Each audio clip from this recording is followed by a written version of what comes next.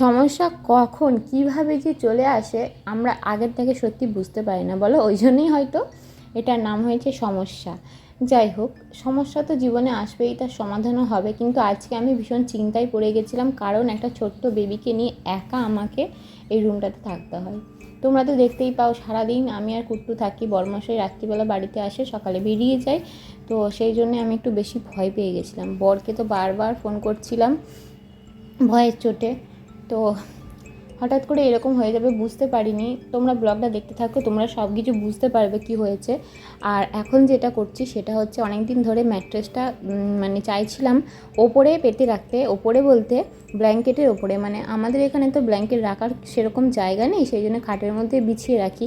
কি হচ্ছে বলো তো, ওই ম্যাট্রেসের উপর ব্ল্যাঙ্কেটে রাখলে মানে বিছানাটা না টান টান যে সুন্দর শুয়ে যে আরাম ভাবটা ওটা পাওয়া যায় না। ব্ল্যাঙ্কেটগুলো ওপরে বিছিয়ে রাখলে এই উঁচু নিচু পোটলা পুটলি এরকম হয়ে যায়। সেই জন্যে অনেকক্ষণ ধরে অনেক চেষ্টা করে ওই ম্যাট্রেসটা তোষকের ওপরে পেতে তারপরে তোমার ব্ল্যাঙ্কেটগুলো পেতে দিলাম। ম্যাট্রেসটা মানে তুলে আবার ওটাকে বিছানার মধ্যে পাততে আমার অনেকটা টাইম লেগেছে, অনেক পরিশ্রমও করতে হয়েছে। কি করব বলো, কাকে আর বলবো ধরে দিতে। আর বর যখন বাড়িতে থাকে তখন সত্যি কথা বলতে না মাথার মধ্যে থাকে না যে ওটা ঠিক করি, বা যেই টাইমটায় বাড়িতে থাকে সেই টাইমটা না আমার কুট্টুকে খাওয়ানো বা রান্না করা, মানে কিছু না কিছু একটা কাজ থাকে, হয়ে ওঠে না। যাই হোক, ফাইনালি আমি করতে পেরেছি। আর এখন বিছানাটা দেখে আমার শান্তি লাগছে। আর আগের দিন ঝোড়ো হওয়া দিচ্ছিল, মেঘলা ওয়েদার ছিল, জামা কাপড়গুলো শুকনো হয়নি বলে আবার আজকে সকালে জানলার মধ্যে মিলে দিয়েছি জামা কাপড়গুলো, যাতে করে একটু শুকনো হয়ে যায়। তো বাচ্চাটা কি করেছে তোমরা দেখবে। আমি বিছানাটা গোছাচ্ছিলাম, দেখো দেখো দেখো, চলো তোমাকে, চলো তুমি বিছানায় উঠবে, বেডে উঠবে, ওকে বেডে তুলেই আগে। হ্যাঁ, এখান থেকে বেডে উঠবে বলে করছিল, লাফালাফি করছিল মানে। আর বাবা দাঁড়াও দাঁড়াও, এটা সরিয়ে দিই, এটার মধ্যে আলু আছে, বাবা বাবা বাবা বাবা বাবা আলু আছে, আর কী সব আছে। বাবা ছাড়ো ছাড়ো ছাড়ো ছাড়ো, আমাকে দাও। ওর নিচে খেলছিল তো, সব আলু কোথায় কোথায় ছড়িয়ে ছিটিয়ে রেখে দেবে, সেই জন্য আমি এটাকে জানলাতে তুলে রেখেছিলাম। আমার কাজ হয়ে গেলে নিচে নামিয়ে রাখবো।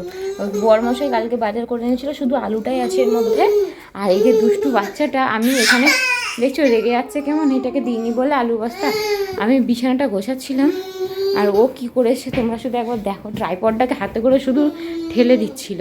দেখো কি করেছে, দেখো এই বেডশিটগুলো দেখো না, এগুলো ওর দোষ নেই, এগুলো বিছানার ভেতর থেকে তলা থেকে বেরিয়েছে, এগুলো কাচবো বলে আমি মেঝেতে ফেলেছি, কিন্তু ও দেখো ডাইপারগুলো বের করে কেমন ছড়িয়ে ছিটিয়ে রেখেছে।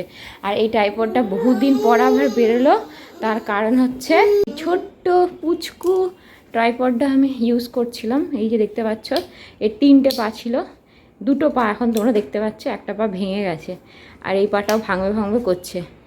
কি সুন্দর এটা ছিল গো, ধরে এমনি ব্লগ করা যাবে, কিন্তু মানে ট্রাইপড স্ট্যান্ড যে সিস্টেমটা সেটার হবে না। তার কারণ এই যে পচা বাচ্চাটা ধরে ছুঁড়ে দিয়েছে, জানো, ঠুকে ঠুকে ছুঁড়ে দিয়েছে, ওটা এরকম নষ্ট হয়ে গেছে। কি বলবো তোমাদের।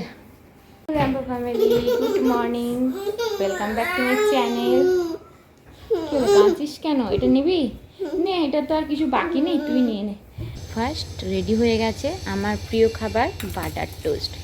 তো এখন এটা মজা করে বসে খাবো। আর বাইরে এত পরিমাণ গরম জানো তো, সকালবেলায় এত গরম কি বলবো তোমাকে। এই প্রথমবার লাইফে বাচ্চা নিয়ে আমাকে এত বড় একটা সমস্যার মধ্যে পড়তে হলো জানো তো, তাও আবার একা, কারণ ঘরে আমি আর কুট্টু ছাড়া কেউ নেই। তো এই দেখো কুট্টু ওখানে খেলছে, সকাল থেকে কারেন্টটা একবার চলে গেছিলো সকালে, ঠিক আছে, তারপরে সেই যে আসলো, দেখবে ফ্যানের অবস্থা দেখো,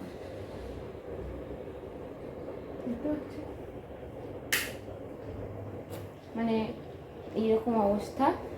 সকাল থেকে গরমে আমরা মা ছেলে একদম অস্থির হয়ে যাচ্ছি, ফ্যান চালাতে পারছি না, কুট্টুর কষ্ট হচ্ছে গরমের মধ্যে। ওকে স্নান করাবো না আমি স্নান করবো, এই যে ঘরটারগুলো তোমার ঝাড় দিয়ে পরিষ্কার করলাম, ঘেমে আমি একদম স্নান হয়ে গেছি, কিন্তু তাও স্নান করতে পারছি না। সব থেকে যেটা সমস্যা সেটা হচ্ছে রান্নাবান্না, রান্নাবান্না করবো কি, খাবো কি, ছোটো একটা বাচ্চা আছে। কিছু উপায় না পেয়ে এই যে খাবার জল দিয়েই চাল ডিম আলু ধুয়ে একটুখানি ভাত বসালাম। আর এখানে একটু কুমড়ো কেটেছি, তো কুমড়ো সজনে ডাঁটা কেটেছি, এটা একটু সবজি বানাবো বলে সব খাবার জল দিয়ে ধুতে হয়েছে সব। এখানে দেখো এগুলো সব পড়ে রয়েছে, কিচ্ছু ধুতে পারছি না। তো কী হবে জানি না, আমারও মাথা কাজ করছে না, কখন যে কি ঠিক হবে জানি না। তো কারেন্টের মিস্ত্রিদের আশা করছি হয়তো খবর দেওয়া হয়েছে। বরকে ফোন করে বললাম যে তুই একটু খোঁজ নে, বাড়ির মালিককে বা যিনি দেখাশোনা করেন তাকে ফোন করে জিজ্ঞেস কর যে কারেন্টের লোকেদেরকে খবর দেওয়া হয়েছে কি না। এইভাবে কতক্ষণ থাকা যায় বলো তো, ভীষণ সমস্যা হচ্ছে। আর স্নান করতে পারছি না বলে আমি গপুকেও ঘুম থেকে তুলতে পারছি না। দেখো এই যে গপু এখনও ঘুমোচ্ছে, তো স্নান না করে তো এইরকম গায়ে তো আর গপুকে তুলতে পারছি না, তাই না বলো? কী যে একটা মানে বাজে বিচ্ছিরি একটা পরিবেশ তৈরি হয়েছে, মানে কুট্টুকে নিয়ে আমার লাইফে ফার্স্ট টাইম এরকম সমস্যার মুখে পড়তে হলো। ওই যে কুট্টু ওখানে খেলছে, ওকে একটু সেরেলাক খাইয়েছি অনেক কষ্টে, আর আমি তো বাটার টোস্ট খেয়েছি তোমাদেরকে বললাম। তো এবার একটু চা খাবো ভাবছি, না হলে আমার মাথায় এমনি ধরে আছে, একটু চা খেলে যদি মাথা ধরাটা একটু কমে।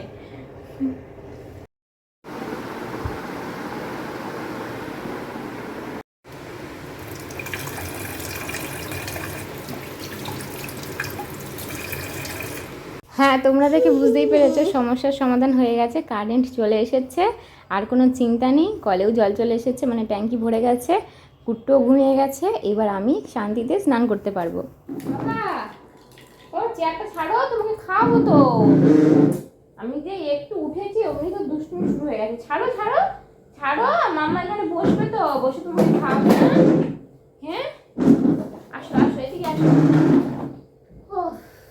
কুট্টুকে এখন খাওয়াচ্ছি। এখন আবার একটা নতুন জিনিস চালু হয়েছে, সেটা হচ্ছে, তাই চামচটা থাক, এদিকে আসো। সেটা হচ্ছে ও আমার চামচ দেখলে, ধরো ওকে আমি চামচ করে খাচ্ছি তো নিজের হাতে করে শুধু খাওয়ার চেষ্টা করবে, জানো? তোমার বলো এখন পারে। এই যে ওই জন্য একটা এক্সট্রা চামচ ওকে দিয়ে দিই, এটা নিয়ে ও খাটবে, আর আমি সেই শরীরকে আরেকটা চামচ দিয়ে ওকে খাবো। এটা ধুয়ে নিয়ে আসি, তারপর দিচ্ছি। মাটিতে পড়ে গেছে তো, হায় হায় হায়, মাটিতে পড়ে গেছে, চামচটা নোংরা হয়ে গেছে।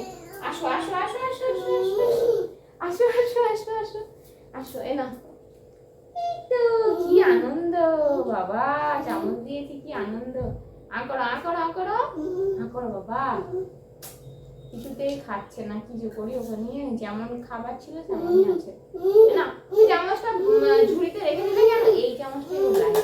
ঠিক আছে নাও, তুমি এটাই নাও, আমি ওইটা নিচ্ছি। আমি যে চামচটা দিয়ে ওকে খাওয়াচ্ছি সেটাই ওর লাগবে। কি অবস্থা, হাঁ করো হাঁ করো হাঁ করো।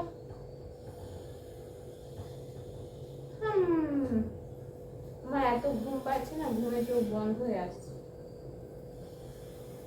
না না না না, আজকে দুপুরে ডাল করেছিলাম, মুগ আর মুসুরির ডাল একসাথে মিশিয়ে ফেলেছিলাম, ডিব্বার মধ্যে রাখা ছিল, সেটাই পেঁয়াজ তারপর পাঁচফোড়ন দিয়ে ডাল, আর ডিম সেদ্ধ দিয়েছি, আলু সেদ্ধ দিয়েছি, কুমড়োর তরকারি করেছিলাম। আলু আর ডিম একসাথে, পেঁয়াজ ভেজেছিলাম, লঙ্কা ভেজেছিলাম, তো আলু ডিম পেঁয়াজ একসাথে যেমনভাবে আলু ভাতে মাখে সেইভাবে মেখে নিয়েছিলাম। আর হচ্ছে কুমড়োর তরকারি আর ডাল, মানে মুগ মুসুরের মেশানো ডাল। কি আর করবো, মা ছেলে। আর কুট্টুর জন্য আমি কুমড়ো তরকারিতে ঝাল দিইনি, ঝাল ঝাড়াই করেছি। আর আমার জন্য ওই যে লঙ্কাটা ভেজেছিলাম ওটা একটু তরকারিতে মিশিয়ে দিয়ে ঝালটা করেছিলাম, কারণ আমি ঝাল দিলে আমার বাচ্চারা তো খেতে পারবে না। আর ওর জন্য সেদ্ধ ডিম আর আলু লঙ্কা ছাড়া মেখে দিয়েছিলাম, মানে এইটার মধ্যে কুমড়োর তরকারি ভাত ডাল ডিম সেদ্ধ আলু সেদ্ধ একসাথে মাখানো আছে। ডালটা একটু খেয়েছে চামচ করে একবার একটুখানি, তো ভাতটা এখন খাওয়ানোর চেষ্টা করছি। এই যে ওস্তাদি করছি, দেখো ঘ্যানটে রাখবে, তোমরা দেখতে পাবে, ও নিজে চামচ দিয়ে খাবে, আমাকে খাওয়াতে দেবে না, মনে দেখাচ্ছে। এইভাবে খাবে, এইভাবে খেতে হয় বাবা।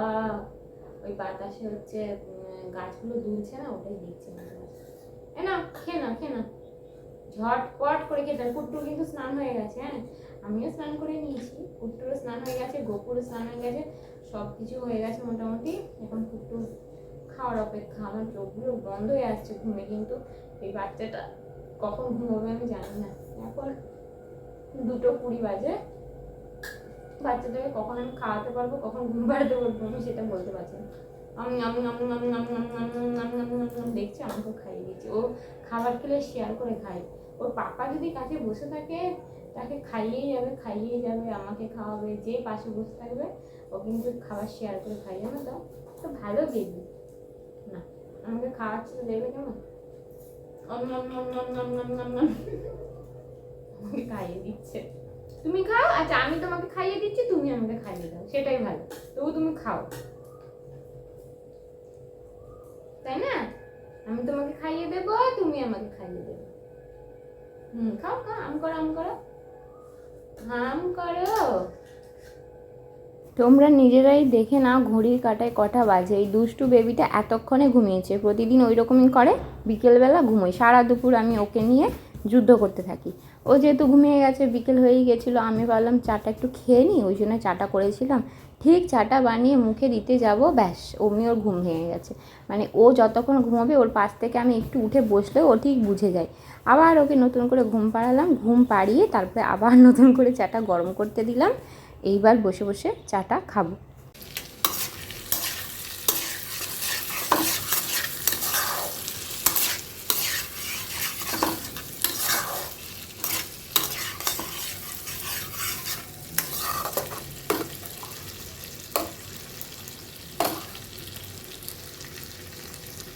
ডিমের ঝোল এখানে কমপ্লিট হয়ে গেছে, কিন্তু একটা বাজে ব্যাপার হয়ে গেছে, একটু তলায় না লেগে লেগে যাচ্ছিলো। ওই যে ডিমটা দেখতে পাচ্ছ তো, সেটার কারণও আছে, তোমাদের বলছি কেন এটা লেগে যাচ্ছিল। রান্নাটা বসিয়েছি আর সেই সময় দরজার টক টক টক টক আওয়াজ, মানে বড়মাসি এসেছিলো। অনেকদিন ধরে ওর কাছে একটা আমার পছন্দের খাবার খাবো বলে আমি আবদার করছিলাম। যেহেতু এখন ঈদের টাইম, এই জিনিসটা তো খুব আরামসেই পাওয়া যাবে, এমনি সময় হয়তো পাওয়া যায়, আর ঈদের টাইমে তো আরও বেশি করেই পাওয়া যাবে। শুক্রবার যেহেতু ঈদ আছে, সেটা হচ্ছে লাচ্ছা। হ্যাঁ, লাচ্ছা আমার এত প্রিয় এত প্রিয়, এটা অনেকদিন ধরে আমি খেতে চেয়েছিলাম বরের কাছ থেকে। আজকে মানে এটা নিতে গিয়ে আমার ডিমের তরকারি বসে গেছিলো, মানে আমি ওর গ্যাসটা না কমিয়ে চলে গেছিলাম দরজা খুলতে, তারপর লাচ্ছা থেকে তো আমার মাথা ঘুরে গেছে, কড়ার মধ্যে যে কিছু রান্না হচ্ছে আর অত মাথায় আসেনি, ব্যাস একটুখানি লেগে গেছিলো।